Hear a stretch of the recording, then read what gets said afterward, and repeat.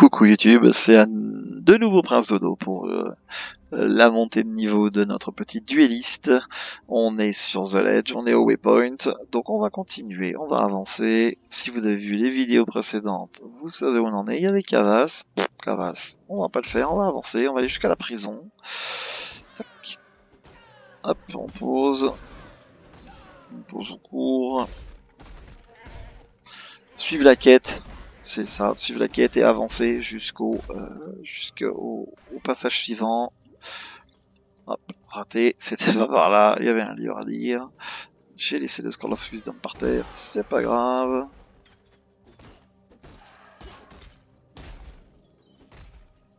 On court, on fonce. Ah, il n'y a plus de potion. La potion est vide, on reprend de la potion, on pose le totem.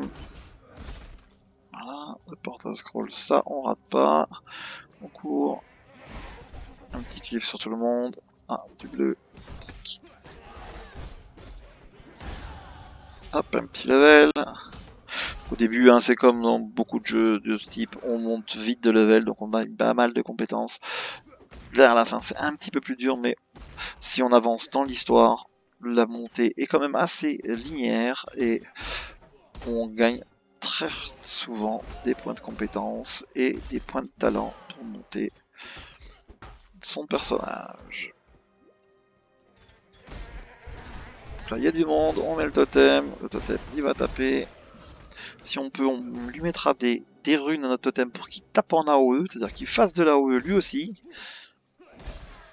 C'est-à-dire que les attaques qu'il fait, il fasse une attaque sur tous les monstres à côté de lui, même s'il met des grosses tartines. Il tapera un peu moins fort, mais il tapera tout le monde. Ou on va le conserver en mono-cible pour taper les boss. On verra sur quel type d'objet on aura, quelle rune on pourra mettre sur le totem, quel gant on va choper, et ainsi de suite. C'est très indépendant de... C'est dépendant, pas indépendant. C'est dépendant du stuff que nous allons récupérer. Donc là on va arriver, je crois qu'il y a un boss là. Voilà, on va le poser, il va nous aider. Il y a du monde, il y a beaucoup de monde. On va reprendre du mana, un petit coup de vie, même si on n'a pas perdu de vie. Ça dure quelques temps. Voilà, le boss est là. On lui met un petit coup, hop. En double strike, voilà. Vous voyez, les boss ils sont écrits d'une autre couleur. On les voit directement, donc eux généralement c'est des élites. Ou des uniques, pardon, c'est des uniques.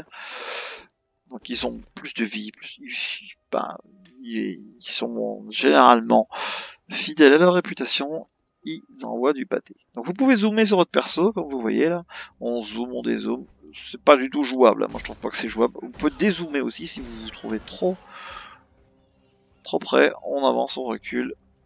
L'utilité, je ne sais pas. Il y en a peut-être qui aiment, moi je n'aime pas spécifiquement, donc chacun joue comme il veut, on fonce, on va arriver à la prison. Voilà. Là, The Climb, c'est pas la prison, c'est encore une autre zone avec des monstres. Enfin des monstres. La configuration du terrain change. Ici, normalement, il y a un waypoint. On va essayer de le récupérer. Et ensuite, je vous laisserai, ce sera une vidéo plus courte. Parce que je vais avancer solo jusqu'à la prison. Vous pouvez le faire vous aussi en récupérant ce que vous avez looté. Ouf, là j'ai pris un petit peu. En récupérant ce que vous lootez, en gardant les objets que vous avez, on va faire des petites bribes comme ça. Ce sera pas du dirigé à 100%, mais comme je le dis, l'essentiel c'est de jouer pour comprendre les mécanismes. Et comme ça, on fera des petites ellipses. Donc, je vais vous laisser à ce moment-là. Récupérez tout ce que vous pouvez, pensez aux chromatiques, pensez aux objets liés, aux armes, aux objets, les portails scroll, récupérez des objets à une main, comme dans celle-là elle prend 6 cases. Vous voyez c'est casé un peu dans l'inventaire, je vous expliquerai ça. C'est casé dans l'inventaire, je vais l'expliquer même tout de suite. Et selon le type d'objet, ils prennent plus ou moins de place, donc celle-là elle en prend 4, vous voyez c'est des cases. Celle-là en prend 4, celle-là en prend que 3. Donc si vous prenez plein d'objets à 3, et en dessous vous mettez des objets, des gants, des bagues, puis les currency que vous avez, vous allez récupérer beaucoup de Scroll of Wisdom. Et ne partez pas de la ville, sans avoir au moins un portail scroll dans votre inventaire pour pouvoir revenir le cas échéant si vous avez besoin de vous vider pour récupérer les objets. C'est ce que j'ai fait au tout début et c'est pas quasi obligatoire, c'est conseillé pour récupérer des portails scroll et des parchemins d'identification. Il existe aussi le sort qui s'appelle Portail. Donc c'est un sort. Ça veut dire que vous n'utilisez plus de portail de Tower Portal. Si vous le lootez, vous avez de la chance, c'est un sort assez rare. Donc, et vous le mettez dans un slot, dans une gemme d'emplacement pour vous téléporter. Techniquement parlant, c'est une perte sèche. Vous perdez un slot pour un sort.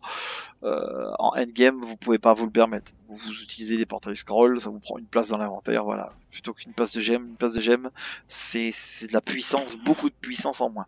Vous verrez qu'à la fin, vers la fin du jeu, on cherche des objets qui ont des armures qui ont 6 emplacements liés sur le plastron et des objets que des 4 pour les gants. Le gant, casque, casque et bottes, c'est 4 trous et les 6 trous, c'est les grandes épées à 2 mains, toutes les armes à 2 mains, les arcs et tout. Sinon, les objets à 1 main ou les boucliers, c'est 3. 3 liés par 3. Voilà. 6, le 6L, on appelle ça du L parce qu'ils sont liés, 6 liés. Il existe des 5L plus 1, 4L. 4L, bon voilà, c'est les gants, les bottes. C'est déjà bien 4L, mais c'est très commun. 5L, c'est très peu commun. Et les 6L, techniquement, souvent, vaut mieux se le faire tout seul. Vous verrez que vous allez récupérer des recettes lorsque vous allez arriver à certaines phases de l'histoire. Vous avez des recettes qui vous permettent, dans votre hideout, le hideout c'est votre repère, dans votre hideout vous allez pouvoir modifier, enchanter vos pièces d'enchantement contre des currency. Attention, il y a certaines choses qui sont très chères, donc économisez les Chaos Orbs. Vous allez looter des Chaos Orbs à un moment, économisez-les, gardez-les bien au chaud. Et je vous invite aussi à lire les pages d'aide qui sont très bien faites, très bien. Les concepteurs du jeu ont fait ça correctement, ils expliquent correctement comment on utilise les objets. Voilà, donc je vais vous laisser, je vais retourner au waypoint pour vider. Bon, je n'ai pas besoin. Je vais vous laisser là, je vais continuer la montée de niveau. On se retrouve au prochain waypoint pour aller tuer le boss de la prison. Donc je vous dis ciao YouTube, c'était une petite vidéo, donc n'hésitez pas à mettre un like, à mettre un petit pouce, et je vous dis à bientôt YouTube pour la vidéo suivante. Bye bye.